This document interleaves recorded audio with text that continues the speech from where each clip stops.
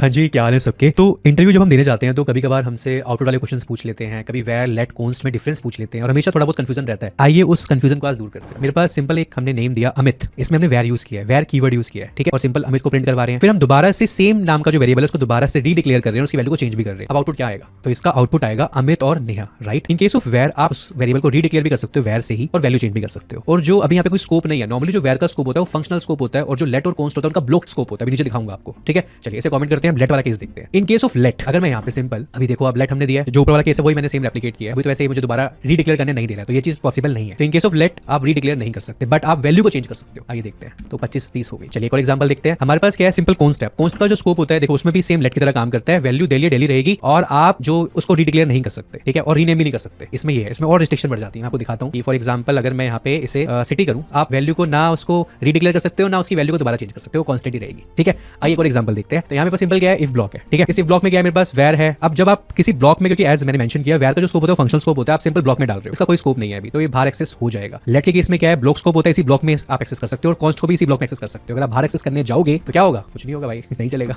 तो वैल्यू ए आ गई है, ए की मिल जाएगी, बट बी और सी की उसी ब्लॉक के अंदर रहेगी। बट एज मैंने मेंशन किया कि जो वेयर है उसका फंक्शनल स्कोप होता है, उसको मैं फंक्शन में डाल दूं। अब बताना क्या होगा। डेमो दे देते हैं, इसे हम देते हैं डेमो और इसको डाल देते हैं फंक्शन के अंदर। अब ए की वैल्यू क्या आएगी, ए की वैल्यू एक्सेस नहीं होगी, ए इज नॉट डिफाइंड क्योंकि इसका स्कोप फंक्शनल स्कोप है।